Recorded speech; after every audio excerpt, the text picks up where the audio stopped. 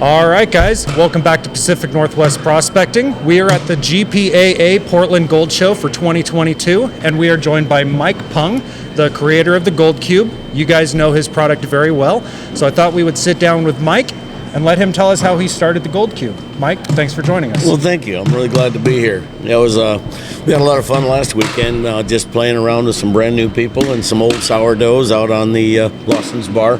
It was a lot of fun. There's it's one of the nicest things about the prospecting is the instruction. It's about figuring things out.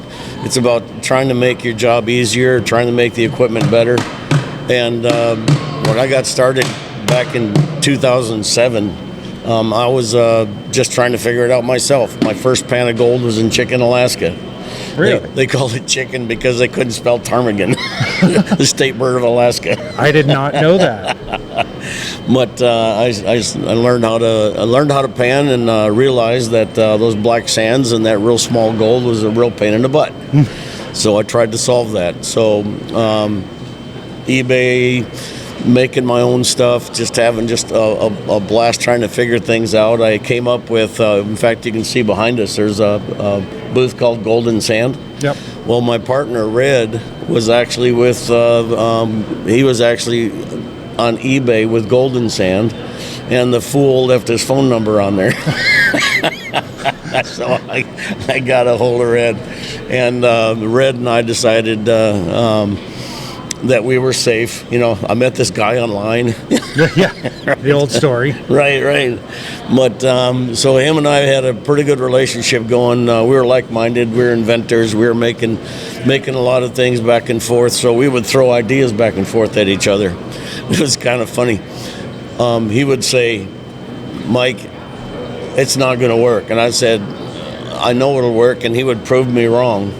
Well, he wouldn't prove me wrong. He would actually work, you know, or he would tell me, "Mike, don't believe everything you think." So Yeah. it's like, no, it works in my head. I know this is going to work. So we would you know, throw ideas back and forth, and I was picture this. I'm in Oklahoma, and on the back side of a horse trailer, there's this mat coming down, and I was like down there picking at this guy's mat in a parking lot. So I'm picking at it because us miners, we look at things a little differently. Yeah. You know, this is a possibility for a sluice box, and not just for horses to walk on. Yeah. A spaghetti strainer, that's a 20 mesh classifier. Yeah. You know, we look at things differently. You look at something and you're like, I could use that for something. This is going to work somewhere. Hey, I've needed that. Yeah, if I didn't before, I do now. Yep. But so I'm down there picking at it, and I asked him where he got it from. And after he come up, he says, "Can I help you with something?" I says, "I'm a prospector. Like, that's going to do me any good in Oklahoma." Right. But he showed me where he got the mat. I got some of the mat. I sent some to Red, and I played with some. And we both realized that the mat would clog up real easy. So we said, it's not going to work. And then I was pretty high-tech back then. I had a step ladder and a pan and a brick on there to get my angle. Hey, whatever works, in an old works. trough, right? So I accidentally kicked the brick off, and it went from 5 degrees to 15 degrees. And so at 15 degrees, all those little pockets in there started to swirl, and I was like, whoa. So I told Red, I says, "Red, check this out. If you get it at 15 degrees, it starts vortexing."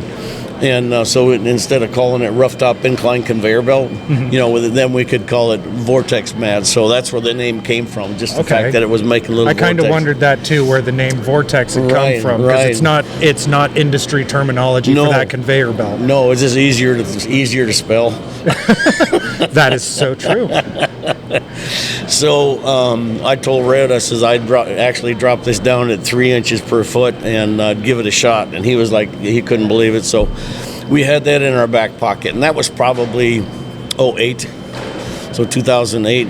So right after that, I discovered a bunch of gold on Lake Superior. Okay. So this gold on Lake Superior was a real pain in the butt, just like Cape Disappointment. Yep. It made it very difficult to get. So I said, you know, there's got to be a better way. So I started playing around with stuff. And I realized that there was one of the worst problems with that small gold is it wants to float away. It gets stuck on surface tension. Yep. And when it gets on surface tension, it's like a boat, and we don't like catch and release. Nope. So This isn't a catch and release stream here. No. So I wanted to make sure that that it stayed underwater. Yep. So the G-force separator was like that. Now the G-force separator is a combination of a couple of ideas. One of the ideas was the P-trap under your sink. Yep. Okay, I like that lateral flow. Okay, it just they call it a gated axial trough. Yep. It's like, but and then there was a guy named Trevor in New Zealand that actually had a thesis that was made by he called it the New Zealand boil box. Oh, cool. Okay, but it was on an angle square because that's the only way he could make it, with a gate in there, and it would the water would come down and hit the gate and just collect and then like squeeze under it. Squeeze it. And then it boiled up in there and it created like little pockets. It's kind of like a drop rifle with a gate. Yeah. So, and they've got the boil boxes on the Keen Super Dredge. That's Sure. how they do theirs on the side. It fills up and it has to go up over a little gate. Yeah, so there's all that in there, but nobody made it axial. Nobody made it round. Yeah. So I tried making it round, and my partner Red, he says, that's not going to work. I says, trust me, it works. I made it work here. Don't believe everything you think. Is he a shrink? It sounds like shrink talk. Right.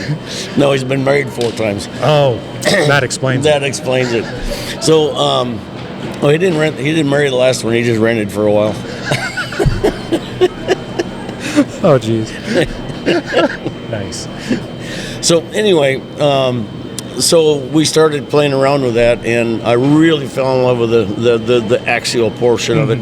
I didn't want to boil in there. I wanted to create an absolute path for the gold. I wanted the G-force separator, when it comes down, it's going to take, and the gold's going to go the farthest, the heaviest, and it's going to slide on the outside edge. When it comes back out again, I learned about columning with the New Zealand boil box. On its way out, the lightest stuff is going to go the highest, and then the heaviest stuff is going to be the lowest. Yep. So what it does is, if you've got the heavies at the bottom and the lights at the top, the column collapses, and your heavies are going to be at the top of the system. Yep. And then the lights are going to. So I really like that idea. So I started using the columning as another thing to look at. So then the other thing that I didn't like about any of the other things, like the Keen box, which wasn't out there before, or the New Zealand boil box, is they would smash into a wall and work their way under. Yeah. So I said, okay, let's like a carburetor with a blower. Yeah. Okay, it's either natural aspiration or we're going to force it. So I decided I wanted to force it. So that's why it drops from the tray above and just drops hard into the G-force separator. So it gives a little extra gravity. Yeah. Okay, so a little extra gravity, and then the centrifugal force on there. We put that gold where we want it on purpose, so we can take it home on purpose. It does tend to land right on that edge. Yeah. Out of the G-force. I mean, it just comes right up and just flops onto it. Flops right over there. Yep. Now, 400 mesh gold, and we were getting a lot of that little tiny gold up on Lake Superior because I was trying to solve that problem. That 400 mesh gold on a snuffer bottle, it takes a full 2 seconds for it to sink all the way to the bottom. So if it's flat, it's doing this on its way down. And it's so small, and the water is extremely thick compared to its size. Mm-hmm. So when you're coming from the top to the bottom in a sluice box, it's coming from the top to the bottom on flow, and it may not make it to your mat before it gets to the end. That's a neat way to think about it. I never thought about. So instead of letting it come all the way through, we lined it up to where it just folds it in front of the mat, and then all it has to do now is slide in and get stuck. Yeah. So we're able to get finer and finer gold that way. And your first model was actually made out of wood. You're traditionally a woodworker. Right. I'm a woodworker. I do a lot of. Well, if you picture houses that are 6,000 square feet and bigger with the fancy stairways and all that other stuff, that's what I would do. I would bend wood. I would turn wood. So this little square box thing was pretty easy. Pretty darn easy. Right. Now, one of the first few trials that we did, when Red's wife was gone, we would use his oven. to do some vacuum molding. Really? Yeah.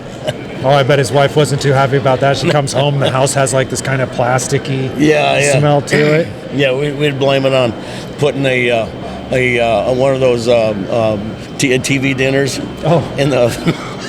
Nice. That didn't probably work too long. Yeah. That was like an excuse you could use like once and then a couple more times.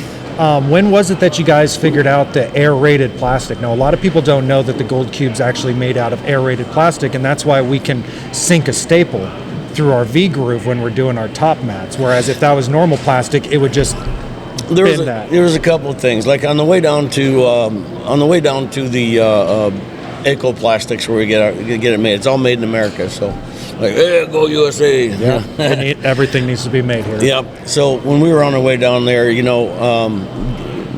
Red still thought we was going to have a square bottom. I changed it. No. Yeah. You want a nice round bottom, not a square bottom. Right. Just for good note. You're right. You don't want a shelf. That's right. Yeah. So rounded off the bottom, did a bunch of stuff. The plastics people, you got to rely on the experts. So the plastics people said, because I wanted it straight-sided, there's no relief angle. Mm-hmm. The only way to get a straight-sided device is to actually have what they call it's been foam injection. Mm-hmm. Okay, so there's a foaming agent that goes into the low-density polyethylene to create that foaming, and with that foaming in there, it gives it some give, so you can get it out of the mold. Yeah. Otherwise, I would have had to have some relief angle, something to work and just push like away. how a 5-gallon bucket has a slight angle. That's the relief for getting off of the injection. That's right. Yeah. So it was necessity, but it was also, it helped cut my weight down. Yep. Less plastic. It's recyclable plastic. It's also, it makes it to where it bounces. Yeah. It's quite thick for the amount of weight that it has, and it really does. I can say that it does bounce when you set it down on cement and stuff. Now, I haven't like straight up dropped my cube, right. But you can feel it when it touches that it's got a little bit of give to it. Yeah. But that's where it can also be dangerous. Do not store your Gold Cube in a tub in a hot area. It'll kind of conform to whatever it's doing. It will start to warp. So keep it in a nice, dark, cool place when you're not on the river. You can take that and just set it between your knees and just you can give it a hell of a twist. You can twist it like 2 times farther than it needs to go, and it'll relax back. I wondered that, slight warming and a little bit of twist. Yeah, if there's a little bit of bow in it, we actually smack those things with ball peen hammers. Well, rubber mallets anyway.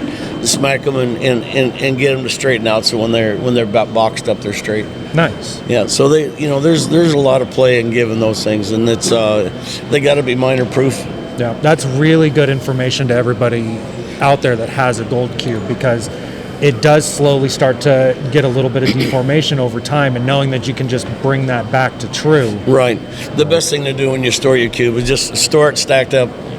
And that way, each tray is holding itself accountable to the next tray. Yep. And you get good longevity out of it. I'm still using the first cube I ever got. Yep. And I got the one when we were hauling them back. We haul them back on a trailer with four pallets on the trailer, and we put straps across there. We got cardboard across where the straps go now. But the first one, it was across the plastic, and the vibration of the wind kind of made a little divot in there. So my cube's got the divots in there. I get the crap. So we're not going to get into matting per se, because everybody has an argument and an opinion when it comes to matting in the Gold Cubes. But the matting that I did want to talk about is the V-groove in the top. So a lot of us that beach mine keep that in the top. Okay. Now, I'll go ahead and do a little bit about matting. There's a lot of people that recognize that the G-force separator and the value that it holds, it will just about make any mat look good.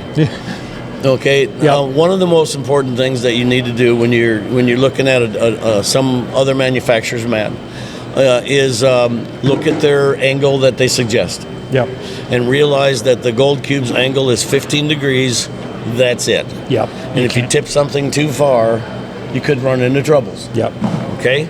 So that's the one thing you really need to consider. The V-mat on the top, I don't suggest it because the slick plate is a very useful device to help the lights race ahead of the heavies and the heavies will hold back. But if you're going to have a VMAT on the top, especially like on Cape D, it's a very unique situation on Cape D. Okay, so on Cape D with a VMAT on top, it does two things for you. Number one, it's going to stop some of your gold. And it'll stop it, not forever, but it'll stop it long enough that you can tell you're still on the gold. Yes. So it's a great indicator, Matt. What I tell people is if you want to get the best of both worlds, the VMAT on the top, and you want the value of a slick plate, because that's what helps garbage acceleration in the heavies settle to the bottom and sit where they're supposed to.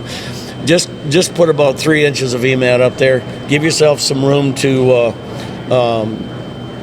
dump, and then it goes across the VMAT, and then a little more room for acceleration, so you can get. So you're that saying G-force. just very center of the gold cube, run a strip. Right, and that way you've got your indicator. You know you're still in it, and you're gonna also get the advantage of the mat. And then I remember at one point you were actually testing alternating slick trays. You were having a mat, slick tray at one point at the beach, and that was just to try to get that black sand ahead of that gold going through that slick tray. We've tried all kinds of stuff, and when I did mat slick tray back and forth, that was an experiment. You know that I think David from Columbia Mining he videotaped that, but it was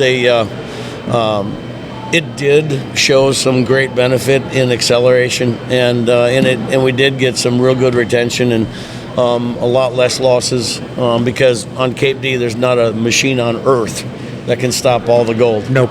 I've seen gold all the way to the end of my tailing sluice. Yeah. If you want 100% recovery, fill your bucket full of sand and take it home. It's 100%. Yep. You guys watch my channel, you know we do that. Before we end here, because we're getting close to our 20-minute mark, what would be some of the best tips you could say for new Gold Cube owners? Read the instructions. It's like, I don't need no stinking instructions. Remember, we're American. We don't need to rush into our stuff. We're not rushing. I'm rushing. So that means when you got to clean up your finish? Don't be rushing. Take your time. Yeah, the most important thing is, especially like if you compare river mining to beach mining. River mining, you can get 10, 12, 14 buckets of material through there an hour. Yeah. But on the beach, you're only going to be able to get 3 or 4. At most. Right, and that's really pushing it. It's the factor. How heavy is those buckets? I mean, some of them buckets are approaching 200 pounds. Yeah. You pick it up, a full bucket of black sands, and you're straightening out the handle, and the wires are in your hand, and the bucket's still on the ground. Yeah. Okay? It goes by weight, not by buckets. So if you're in extremely heavy material like the black sand beaches on Cape D or wherever you're getting your black sands from, or a cleanup from a sluice box, or a dredge concentrates, the heavier it is, the slower you got to go. So it's the weight that you really have to make sure you're taking care of. Look at your mat when you're running it. If you can't see the outline of your mat, you can't see what your mat looks like. The gold can't see it either. Okay, if you overfeed it, there's going to be gold in your tailings. Yep. If you feed it at a proper rate, then you're going to have amazing retention. Any manufacturer that says percentages is a liar. Yeah, and that is one thing I love about the Gold Cube is the teardrop viewing areas we have into each tray. Right. I get told all the time when I'm doing a live stream, oh, your flow's too fast on your top box, and I'll take my phone and I will show the next box down, and you can see the water coming out of the G-force, and it just is nice and smooth all through there, and you can see all of your cells, so you can look right in, and like you said, you don't want them completely full. If you can't see your cells, I like that. The gold's not seeing it either. Right. And a lot of other people that have tried systems like yours, you can't see what's going on in there. The Gold Cube, you can see what's going on in everything, or every part of that box. Yeah. When we made our very first one, some of that vacuum molded in Red's oven, we had that angle bracket has got a bunch of holes all the way up, so we could adjust the angle and make it. And I remember the very first moment that I actually, it's like, this really works, is like cool, this is really working. And it's like, oh crap, this is really working. I'm going to have to do something with this there's now. going to have to be investments. I mean, investors are, but we ended up doing the whole thing ourselves. We didn't need any investors. But one of the things that I believe in, and a lot of people can see this, I hope, I'm always willing to share anything I know.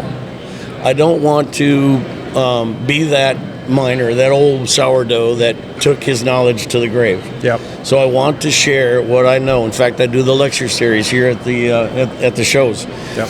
I'm willing to share my information. I'm willing to share just about anything, and I want to make sure that people have all the armor and weapons that they need when they go out to battle this little tiny gold. Yeah. And the Gold Cube, honestly, for anyone who's just getting into this, I tell you all the time, the Gold Cube, if you're going to buy a piece of equipment that's more than just a couple $100, just save a little bit more and get the Gold Cube. You will be much more happy. Is that good English? Much more happy? Much more happy. You'll be happier with your decision in the long run with the Gold Cube because you're going to retain your gold. So as you guys can see, Mike, Gold and Sand, and Dan has their booth all set up. We are about to have everybody rush in here for the Gold Show. So I'm not going to take up any more time with Mike. Cool, you guys get to waste some more of my voice. People Right? realize my voice is a little sore. Mike does a lot of talking. He sells a lot of equipment here. So, Mike, thank you so much for joining us today. Right. I know this isn't going to be the last time we sit down and talk gold. So, everyone, thanks for joining us today. If you liked the video, give it a thumbs up, subscribe down below, and hit the bell notification because we have more content coming out. And if you were here this weekend and I got to meet you, it was great meeting you. Mike, it was great seeing you as always. And until next time, guys, Cube it or lose it. cube it or lose it. Bye.